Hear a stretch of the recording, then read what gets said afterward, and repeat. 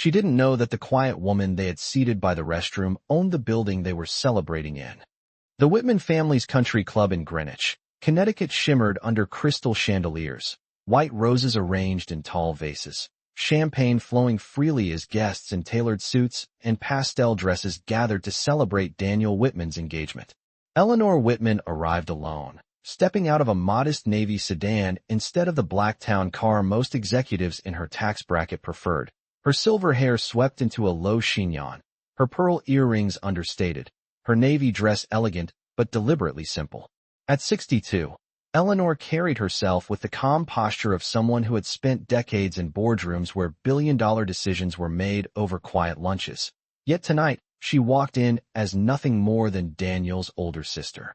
Courtney Blake, the bride-to-be, greeted her with an air kiss that never quite touched her cheek and introduced her to a circle of sharply dressed colleagues from the tech firm where she worked.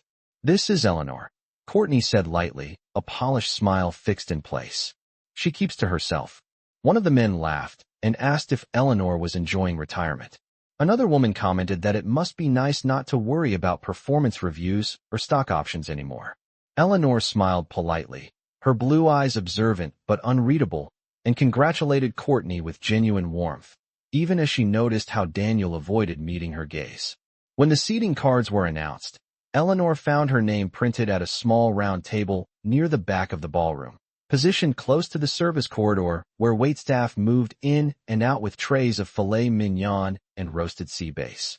The head table sparkled near the dance floor, reserved for executives, investors, and close friends. Eleanor sat down without protest, smoothing her napkin across her lap as snippets of conversation drifted from the nearby tables about venture capital rounds, startup valuations, and the mysterious majority stakeholder who had quietly acquired Courtney's company 2 years earlier. "Whoever he is, he must love staying invisible," someone joked. "Real power doesn't need to show up," another replied. Courtney laughed softly and said, "If he ever walked into our office, I think we'd recognize power instantly." The table erupted in polite laughter. Eleanor lifted her glass of sparkling water, her expression serene, remembering the late nights she had spent reviewing acquisition reports, the careful negotiations handled through attorneys, the deliberate choice to keep her name off press releases. She had built Whitman Capital from a modest inheritance into a diversified investment firm with holdings across New York and Boston, yet she had never felt the need to announce herself at family gatherings. As Daniel took the microphone to thank everyone for coming, Eleanor watched her younger brother beam with pride, unaware of the quiet undercurrent weaving through the room. Courtney's colleagues glanced toward Eleanor's table occasionally, their earlier smiles now edged with condescension, assuming she was simply a relative grateful to be included. Eleanor checked her watch, a slim gold piece that had marked time through countless mergers, and allowed herself a small, private breath. She had not come to compete, nor to embarrass, nor to prove anything. She had come to celebrate family.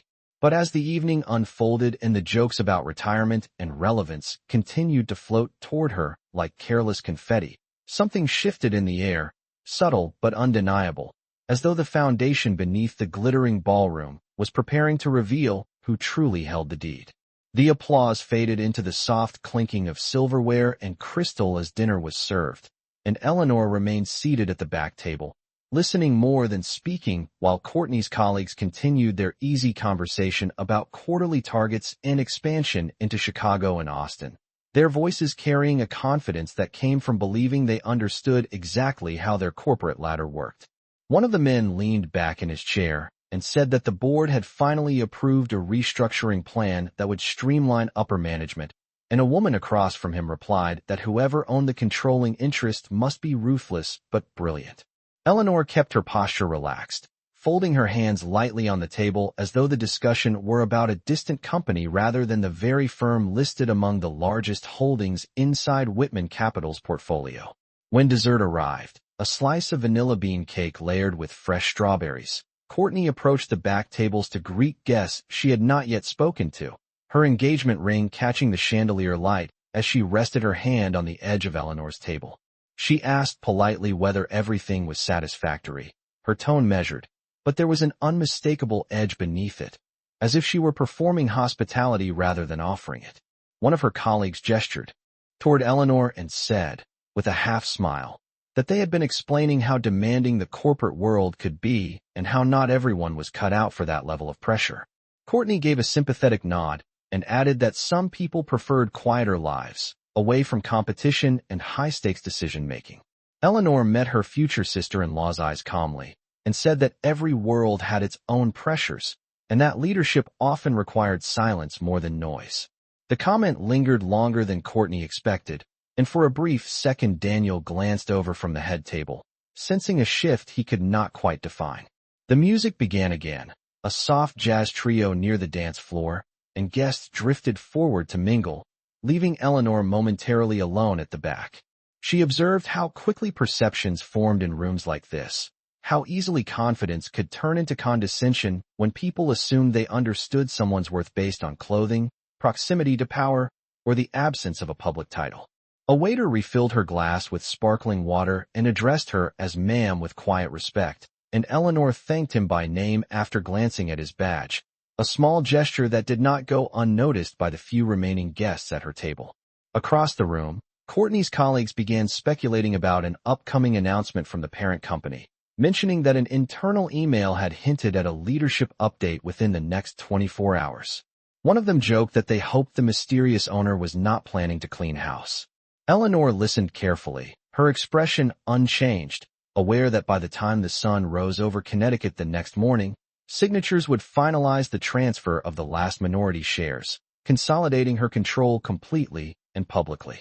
She had delayed the announcement out of courtesy for Daniel, wanting his engagement night to remain about celebration rather than corporate news. But as she watched Courtney laugh again at a comment about relevance and retirement, Eleanor understood that silence could be mistaken for insignificance, and that sometimes dignity required more than endurance. It required timing.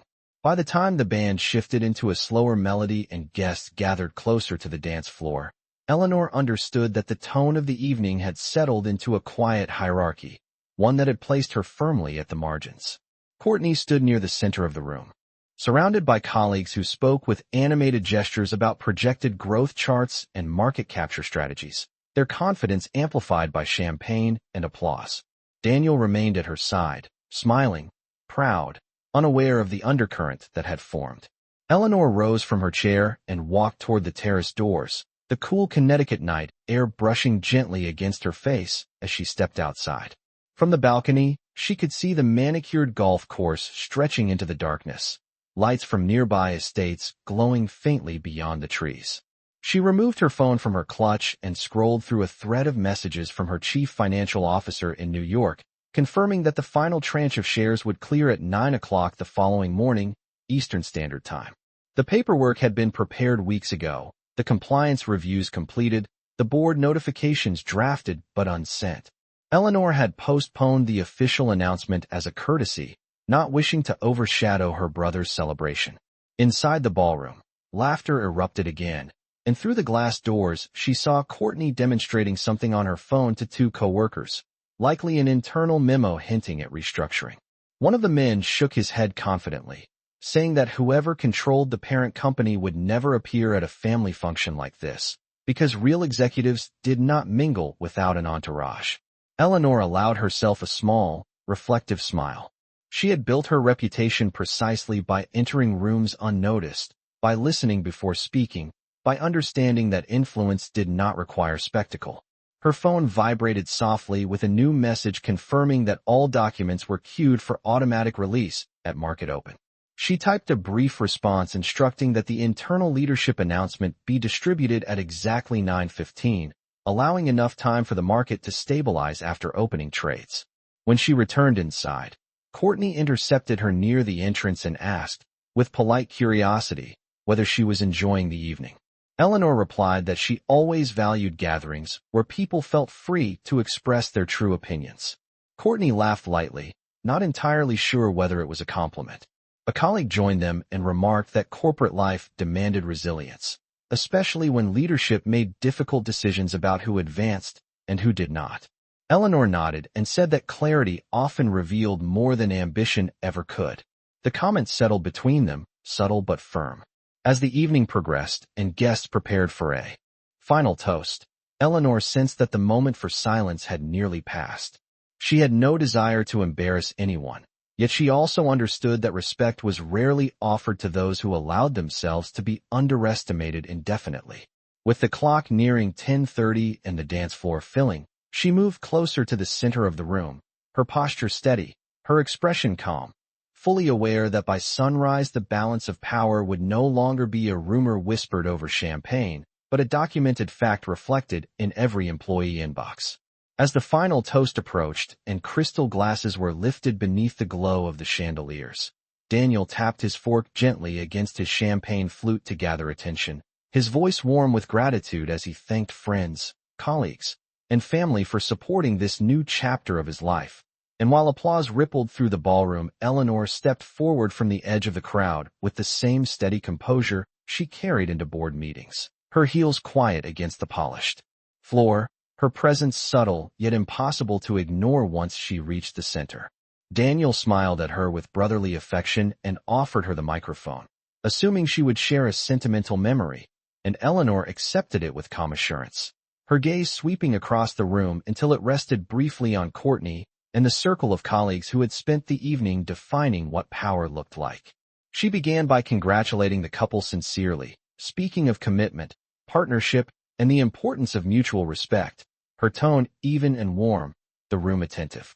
Then her voice shifted slightly, not sharper but firmer, as she mentioned how fascinating it had been to listen to conversations about corporate leadership, majority stakeholders, and the mystery surrounding the parent company that held controlling interest in Courtney's firm. A few guests exchanged amused glances, assuming she was referencing earlier jokes, but Eleanor continued with measured clarity, explaining that leadership did not always arrive with headlines or entourages, and that sometimes the quietest person in the room carried the final signature authority. The music faded completely, and the only sound left was the faint hum of the air conditioning. Eleanor then said, without raising her voice, that effective 9:15 the next morning Eastern Standard Time, the final minority shares would transfer, consolidating full ownership under Whitman Capital, and that she, Eleanor Whitman, would be formally stepping into the role of Chief Executive Officer as publicly disclosed in the internal communication scheduled for distribution at market open.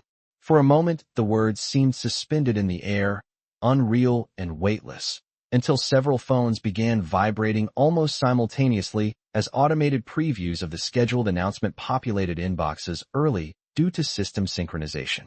Courtney's expression shifted from polite confusion to stunned recognition as she read the subject line bearing Eleanor's name, and the colleagues who had spoken so confidently about unseen leadership stared down at their screens in disbelief. Daniel looked between his sister and his fiancée, struggling to reconcile the quiet woman he had grown up with and the decisive executive now calmly returning the microphone to its stand. Eleanor did not elaborate, did not gloat, and did not revisit a single earlier comment. Instead, she simply stated that she looked forward to working with talented professionals who understood that respect within a company should never depend on assumptions about appearance or proximity. The silence that followed was deeper than any laughter earlier that evening, a silence filled with recalibration as roles and perceptions rearranged themselves in real time. Eleanor stepped back, allowing Daniel to regain composure and conclude the toast, and as scattered applause resumed, subdued and uncertain, it was clear that the balance of the evening had shifted permanently, not through confrontation, but through the steady unveiling of truth delivered with composure. The ballroom did not return to its earlier rhythm after the announcement. Instead, conversations fractured into hushed clusters as glowing phone screens illuminated stunned faces, and Eleanor remained composed near the center of the room, while Daniel attempted to restore a celebratory tone, thanking everyone again with a voice that carried a hint of strain.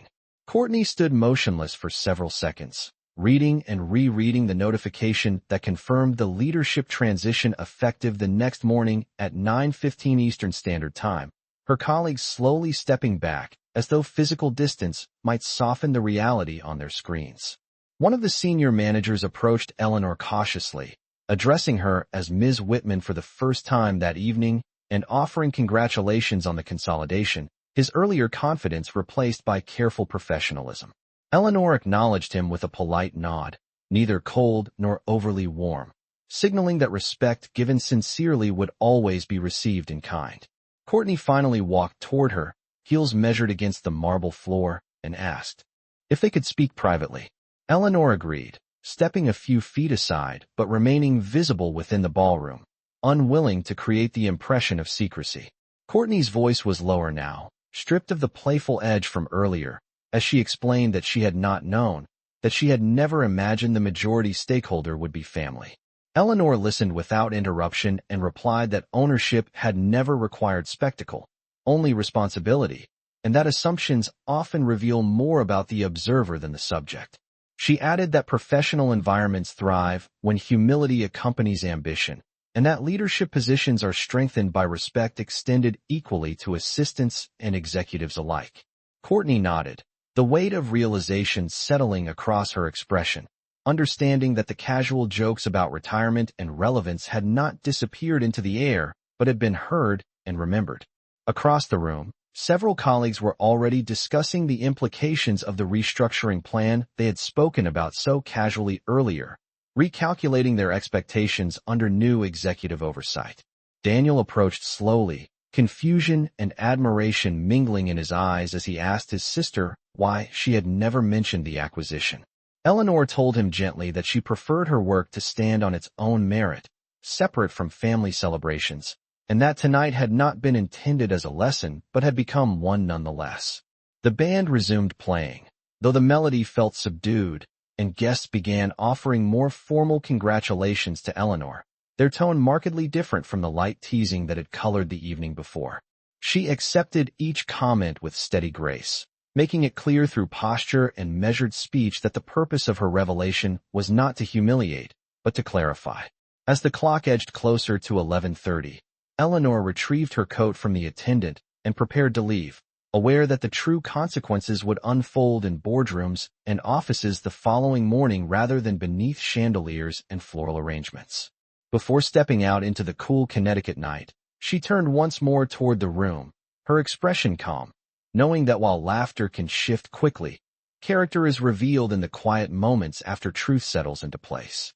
The night air outside the country club felt cooler than Eleanor remembered as she stepped onto the stone driveway, the sound of distant music fading behind her while a valet hurried to retrieve her sedan, and for the first time that evening she allowed herself a slow exhale, not of triumph but of resolution, knowing that the true shift would unfold under fluorescent office lights rather than chandeliers. As her car pulled away from the entrance and onto the quiet Connecticut road lined with bare winter trees, her phone began lighting up with messages from board members, legal counsel, and senior partners who had just seen the early system release of the leadership announcement, each note professional and succinct, acknowledging her transition into the chief executive officer role and confirming readiness for the 9/15 distribution. Eleanor responded briefly to each, reinforcing that continuity and stability were the priorities, that no dramatic overnight dismissals would occur, and that performance would be evaluated with fairness rather than emotion. Meanwhile, back inside the ballroom, Courtney remained near the center of a subdued circle of colleagues who were no longer speaking in confident projections, but in cautious speculation, recalculating their positions within a company now led by the very woman they had underestimated.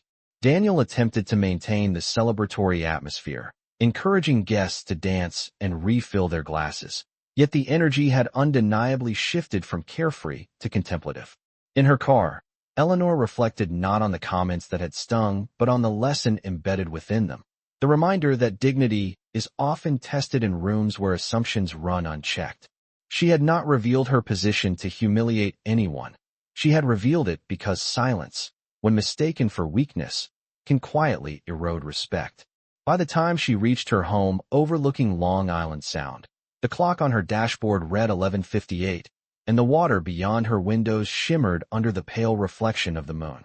Inside, she placed her clutch on the entry table and removed her pearl earrings, setting them carefully beside a framed photograph of her late parents, who had taught her that character outlasts reputation. Her phone vibrated again with confirmation that global markets would open on schedule and that press inquiries were already being redirected to the communications team. Eleanor prepared a short internal message to accompany the formal announcement, emphasizing accountability, collaboration, and a renewed commitment to respectful corporate culture, ensuring that every employee, from executive to assistant, would understand the standards moving forward. She set the message to release automatically alongside the official notice, then turned off the lights in her study and headed upstairs, not anxious but composed. As midnight passed and the new day began, Eleanor rested knowing that when offices opened and inboxes refreshed across Connecticut, New York, and beyond, clarity would replace rumor, and those who had defined power by visibility alone would awaken to a broader definition shaped by steadiness, discretion, and earned authority. At 9:14 the next morning, offices across Connecticut and New York hummed with the ordinary rhythm of a weekday. Coffee machines whirring, elevators opening onto polished floors, employees settling into ergonomic chairs without yet realizing that their organizational chart had already shifted, and at precisely 9:15 Eastern Standard Time, the internal announcement distributed across every corporate inbox. Subject line clear and formal, confirming that Whitman Capital had consolidated full ownership and that Eleanor Whitman would assume the role of Chief Executive Officer effective immediately. In Courtney's glass-walled office, overlooking a row of maple trees just beginning to turn with early autumn color, her phone vibrated before she had even set down her leather portfolio. And as she opened the email, the official letterhead left no room for denial, detailing Eleanor's credentials, decades of investment leadership, and a renewed directive emphasizing integrity, accountability, and respect at every tier of the company. Around her, colleagues emerged from their offices and cubicles, murmuring in subdued tones that contrasted sharply with the confidence they had displayed at the engagement celebration less than 12 hours earlier. The restructuring plan that had seemed abstract now carried real implications under new executive oversight, and managers began forwarding the message to their teams with carefully worded notes acknowledging the transition. Courtney sat still for a moment, absorbing the language of the announcement, particularly the section outlining a comprehensive review of leadership conduct and corporate culture to ensure alignment with the company's stated values.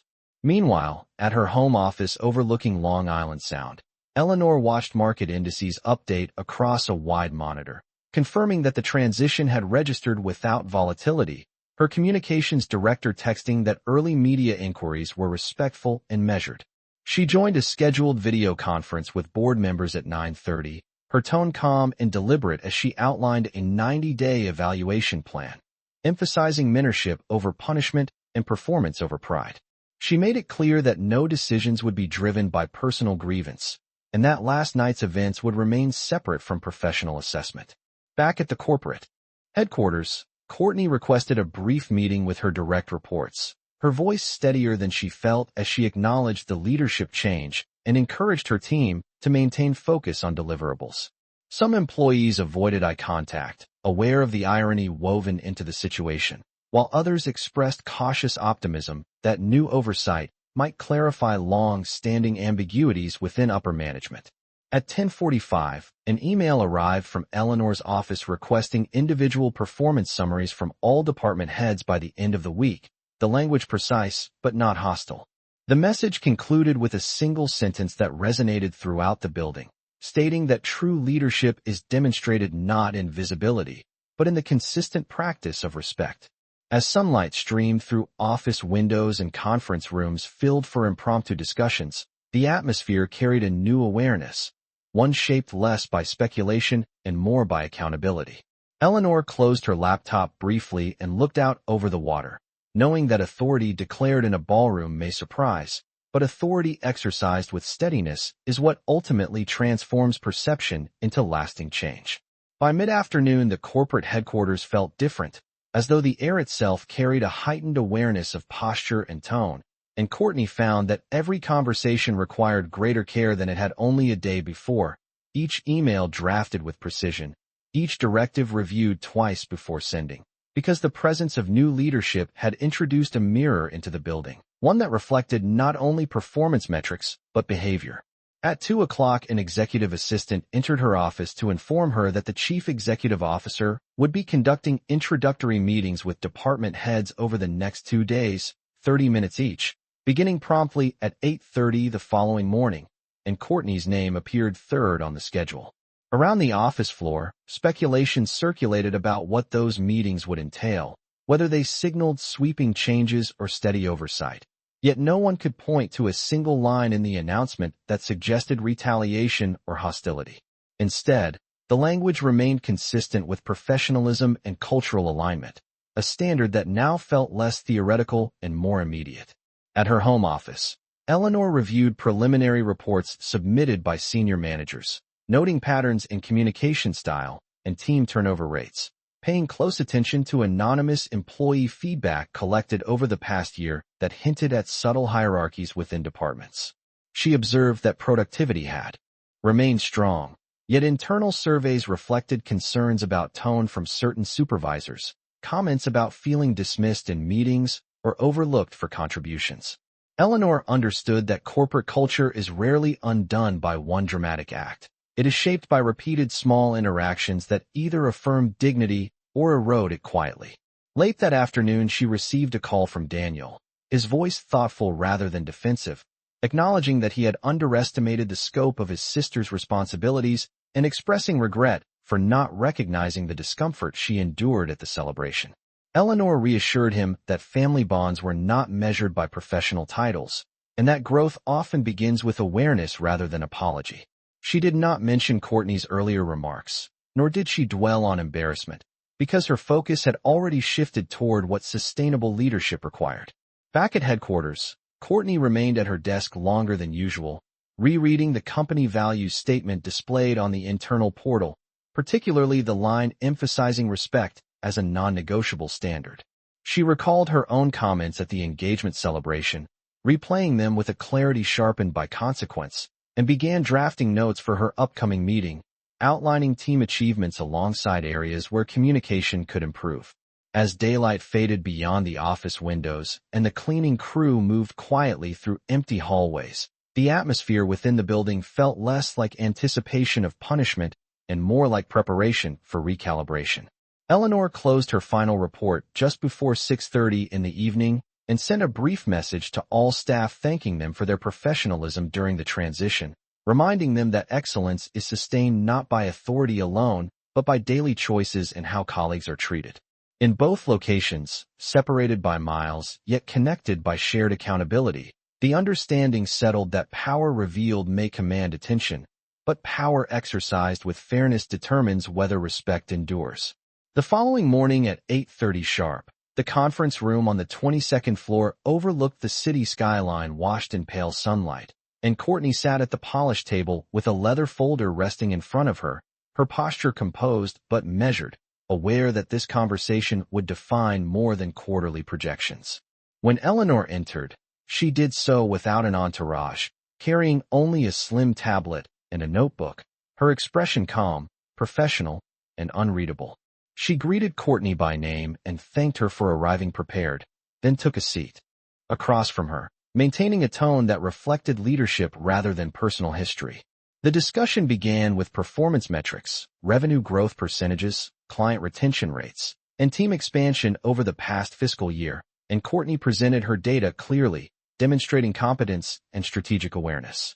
Eleanor listened carefully, occasionally asking precise questions about employee turnover and internal survey feedback, particularly concerning communication climate within Courtney's department. There was no accusation in her voice, only inquiry grounded in documented reports. After reviewing the numbers, Eleanor folded her hands lightly and spoke about culture, explaining that sustainable success requires more than strong margins. It requires an environment where respect is not conditional. She did not reference the engagement celebration directly, yet the unspoken memory lingered between them, understood without being named. Courtney acknowledged that in fast-paced corporate settings tone can sometimes sharpen unintentionally, and she accepted responsibility for moments where confidence may have crossed into dismissal. Eleanor nodded once, recognizing sincerity when she heard it, and outlined clear expectations moving forward, including mentorship initiatives, structured feedback sessions, and accountability benchmarks to ensure alignment with company values. There was no threat of termination, no dramatic restructuring announced in that room, only a transparent standard that applied equally to every leader, including Courtney. When the meeting concluded 30 minutes later, Courtney left with a defined action plan rather than uncertainty, understanding that authority had not been used to humiliate, but to recalibrate. Over the following weeks, subtle changes unfolded throughout the company. Meeting dynamics softened, junior employees spoke more freely, and performance reviews incorporated communication assessments alongside revenue targets. Daniel observed these developments from a distance, recognizing that his sister's strength lay not in exposing others, but in elevating standards. At a family dinner 1 month later, hosted quietly at Eleanor's home overlooking Long Island Sound, conversation flowed without tension, and Courtney offered a sincere expression of appreciation for the clarity that had reshaped her leadership perspective. Eleanor accepted it with grace, emphasizing that growth is measured by response rather than by mistake. As the evening light reflected across the water and laughter replaced formality, it became clear that the most lasting shift had not been the public revelation beneath chandeliers, but the steady demonstration that power, when anchored in integrity, does not need to raise its voice to command respect.